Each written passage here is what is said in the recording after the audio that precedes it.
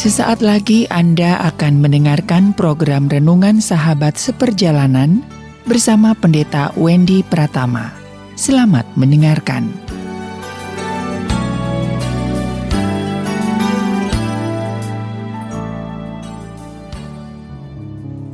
Selamat berjumpa kembali dalam layanan audio Sahabat Seperjalanan. Hari ini adalah hari Sabtu 10 Oktober 2020. Tema daripada saat teduh dan renungan pagi ini yaitu berjudul Bahagia itu rasa cukup. Bahagia itu rasa cukup. Firman Tuhan terambil dalam Amsal 30 ayat ke-8 sampai dengan ke-9. Demikian bunyi firman Tuhan. Jauhkanlah daripadaku kecurangan dan kebohongan. Jangan berikan kepadaku kemiskinan atau kekayaan. Biarkanlah aku menikmati makanan yang menjadi bagianku. Supaya kalau aku kenyang, aku tidak menyangkalmu, atau kalau aku miskin, aku mencuri dan mencemarkan nama Allahku. Mari kita berdoa. Bapa yang di dalam sorga, tatkala kami belajar terus bergumul dengan kebenaran firman-Mu, kami akan terus menjadi pribadi yang semakin bijaksana, yang semakin memahami kebenaran-Mu, yang semakin tahu akan isi hati-Mu, dan yang semakin paham akan rancangan dan rencana Allah di dalam kehidupan kami. Apa itu bahagia? Kami mau belajar ya Tuhan, bahwa bahagia itu berangkat dari rasa cukup. Di dalam nama Tuhan Yesus kami berdoa. Amin. Sahabat seperjalanan yang dikasihi Tuhan, di dalam kehidupan kita ini kita sepakat dan setuju bahwa kita mengejar apapun yang kita lakukan, yaitu yang bernama kebahagiaan. Tatkala berbicara tentang kebahagiaan ditanya kepada satu orang dan kepada yang lainnya, maka akan ada banyak jawaban-jawaban yang berangkat dari pandangan pribadi masing-masing. Kalau bagi yang sakit, maka dia akan berkata bahwa bahagia itu kalau dia sehat. Bagi yang saudara lapar, maka bahagia itu dikatakan kalau dia ada makanan. Bagi mereka yang ingin mengejar pendidikan, bahagia itu kalau saya bisa mencapai sarjana, yaitu S1. Dan bagi mereka yang jomblo, yang belum punya pasangan, sekian lama berdoa, namun Tuhan belum berikan, maka dia akan mengatakan bahwa bahagia itu kalau dia punya pasangan. Bagi yang sedang berbisnis, bahagia itu kalau dia sudah mencapai omset dan juga pencapaian di dalam jumlah rupiah atau dolar tertentu, maka itu bahagia. Yang menjadi pertanyaan, setelah mereka dapatkan semuanya itu, yang ingin punya jodoh, yang jomblo dapat jodoh, apakah bahagia? Yang bisnis setelah mencapai target, apakah dia itu bahagia? Bagi mereka yang lapar lalu selalu ada makanan, apakah mereka itu bahagia? Bagi yang mengejar pendidikan dan berpikir bahwa dapat sarjana saja dia sudah bahagia, apakah dia itu akan bahagia? Sifat manusia tatkala sesuatu sudah didapatkan, dia akan meningkatkan harapan dan mimpinya lagi. Bagi yang sedang studi berpikir bahwa kalau saya bisa S2 itu bahagia. Bagi yang makan, sudah dapat makanan, dia berpikir kalau saya bisa memilih menu tertentu yang saya inginkan, dia baru merasa bahagia. Bagi yang berbisnis, bahwa kalau dia bisa melipat gandakan 2 kali lipat omset daripada apa yang sudah didapatkan, yang sebelumnya didoakan, maka dia akan bahagia. Bagi mereka yang sakit kemudian sembuh, dia akan bahagia kalau dia tidak lagi berorientasi kepada bagaimana sehat. Dia akan tingkatkan hal-hal yang lain lagi.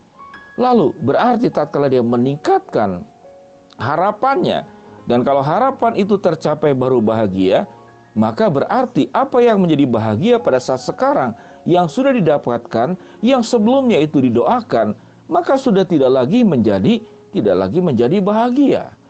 Sama seperti orang ingin sepeda motor, dia rasakan bahagia. Setelah dia punya motor, dia ingin punya mobil, maka motor tidak lagi membahagiakan. Mobil lah yang lebih membahagiakan.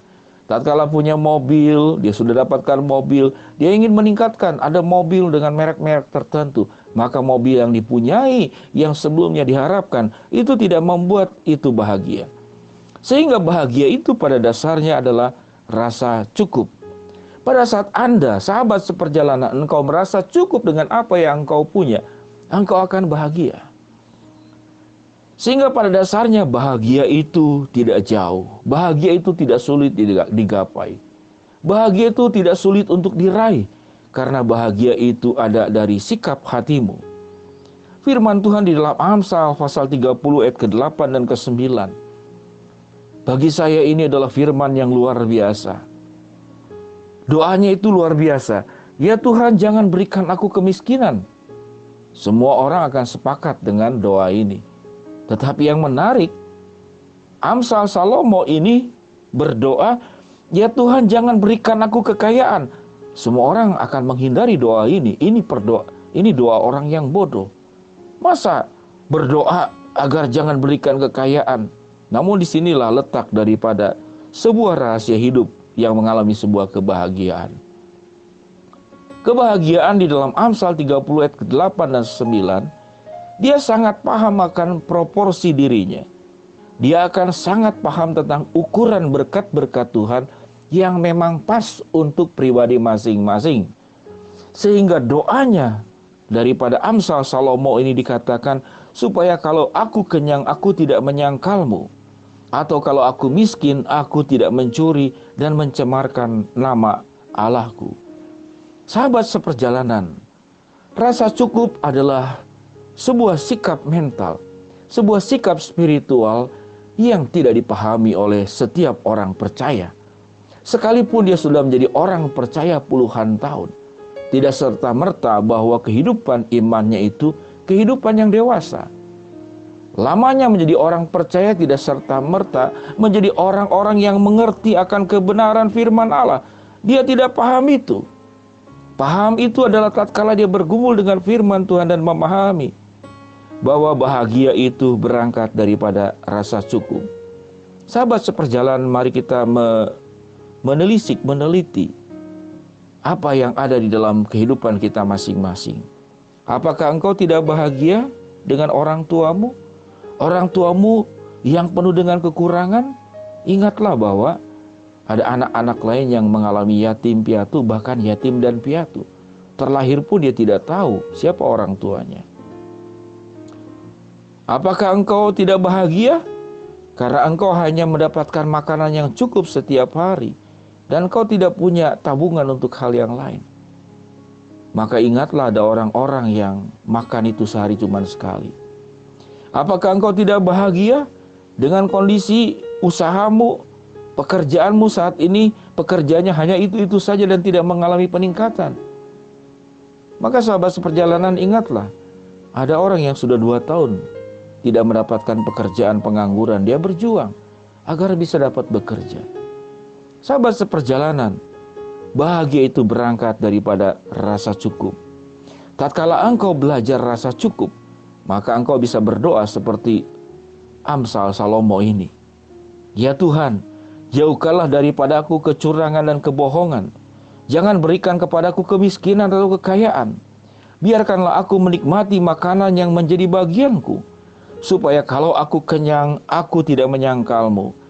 Dan atau kalau aku miskin, aku mencuri dan mencemarkan nama Allahku. Sahabat seperjalanan, bahagia itu adalah rasa cukup. Mari kita berdoa. Bapa yang di dalam sorga, hamba-Mu berdoa bagi sahabat seperjalanan yang sedang mengalami sakit, baik di rumah maupun di rumah sakit. Tuhan jamah, Tuhan sembuhkan di dalam kuasa darah-Mu. Bagi sahabat seperjalanan yang sedang mengalami hambatan, masalah, rintangan, dan problema dalam kehidupan ini, Tuhan yang akan bukakan jalan.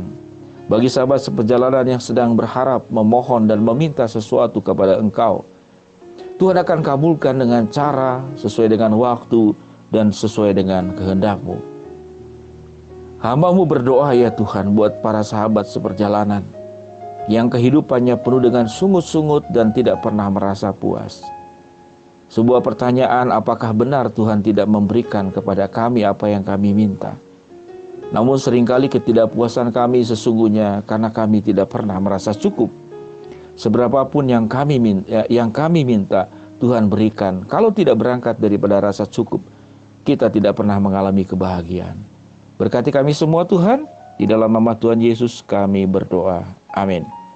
Happy weekend sahabat seperjalanan, selamat waktu bersama dengan keluarga.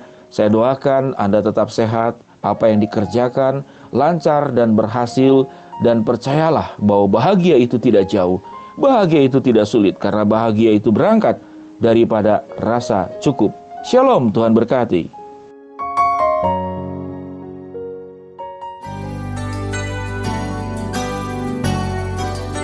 Anda baru saja mendengarkan program Renungan Sahabat Seperjalanan bersama Pendeta Wendy Pratama.